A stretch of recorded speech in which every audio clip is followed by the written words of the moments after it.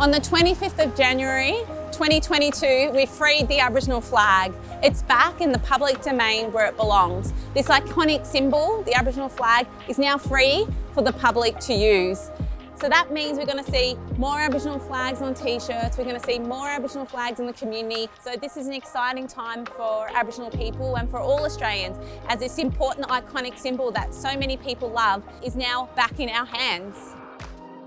Keep watching, because this is the story of how we all freed the Aboriginal flag. The flag is more than a symbol of state. For Aboriginal Australians, it represents struggle and survival.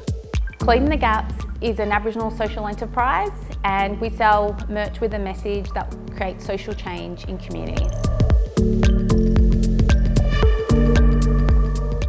So some of the first products that we produced contain the Aboriginal flag. We were super excited about them. We had these Aboriginal flag beanies, a t-shirt and a hoodie that had not one, but 4 Aboriginal flags on it, like here and here and here. So our NAIDOC hoodies have just arrived. All right, let's check it out. Okay, so this is a small. Oh my God, look how nice and long they are. Excuse me, plant. I'm in the office by myself. They are so good. So we were super excited about new products, and so was our community. Like, everyone wanted to get one. And no jokes, approximately like 3 days later, we received a cease and desist from WAM Clothing, which said that they had the exclusive worldwide license on the Aboriginal flag for use on clothing. We freaked out. And last night, unfortunately, we were served with a cease and desist from WAM Clothing for us using the Aboriginal flag on lots of our products. And we believe this is wrong ethically and culturally. As an Aboriginal person myself, I thought that I was able to use our flag, and I had been using it and I had been wearing it my whole life. So this came as a real shock. And then we sort of uncovered that the Aboriginal flag was copyrighted, and we had to pay to use it and ask permission. Copyright of the flag was awarded in 1997 to its designer, literature artist Harold Thomas. He has a licensing agreement with 3 companies to produce flags, souvenirs and clothing. And what surprised me most was that all 3 of these businesses were owned by non-Aboriginal people, and 2 of those businesses, Giftsmate and WAM, are actually owned by the same person, Ben Wooster. One of the directors of WAM Clothing, Benjamin Wooster, previously ran a company that was found to be selling fake Aboriginal art. Last year, a federal court found Mr Wooster's company, Birraby Arts, was misleading customers and undercutting the genuine Indigenous art industry. Ben Wooster, I could not believe this, was actually fined $2.3 million by the ACCC in 2019 for importing fake Aboriginal art from Indonesia.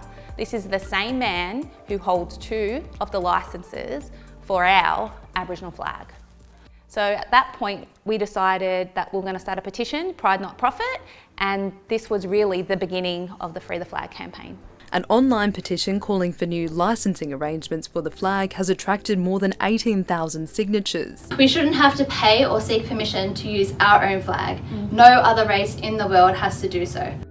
Thompson is the founder of Spark Health, and she joins us now. WAM has complete control over who accesses the flag, and the flag should belong to the people. The flag's always represented struggle and resistance, and it's something that all Aboriginal people have attached themselves to as a sign of unity and strength.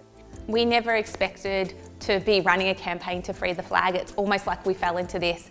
Very soon on our journey, Michael Connolly, who actually led the fake arts campaign against Ben Wooster, and Nova Perez jumped on board to support us in our campaign to free the flag. How can you copyright our lives? How do you copyright a race of people? How do you copyright our history? That's effectively what's happening here. We speak to protect our culture and our law, LORE law, and these fellas have the LAW law, and they have the knowledge of that. Well, we don't. Closing the Gap weren't alone in receiving a cease and desist from WAM Clothing. There were so many other organisations, businesses and sporting codes, and one of those being the AFL. The centrepiece of the Indigenous round won't be appearing in this weekend's games because of a dispute with the flag's exclusive copyright holders, WAM Clothing. The The non-Indigenous owned company last year issued an order to stop the AFL using the flag without paying for a licence. That's something that we all stand under, and it's like the diggers going to war. They all stood under the Australian flag. We stand under the Aboriginal flag. It's disappointing that it's not going to be in the middle of the ground, but we're still fighting, we're still surviving. So getting all the AFL clubs, all 18 clubs, putting their support behind Free the Flag campaign meant that when the flag was missing, the viewers at home and the community at home knew that it was missing because of this Aboriginal flag copyright issue. He's one of the few. Have a listen to this. Putting the flag shirt on, Bruce. Yep. We stand with the Aboriginal community and we're proud of the contribution they've made to our club and to the league, and we want to be able to show that. And it was after we had so much media focus and support around this campaign, not just from the AFL but the community, that a week later the government announced a Senate inquiry into the Aboriginal flag copyright issue. I welcome representatives from Spark Health Australia. Thank you for taking the time to give evidence today. Flags should always be about pride and not profit, so we started a petition. And today, nearly 150,000 people have signed this petition and supported what has become a movement to free the flag for all people. And when we think about the flag and what it's worth, I want you to take a moment and ask yourself, who created the value? Without Aboriginal people's endorsement and love of this symbol, the flag is meaningless and it's losing value every day.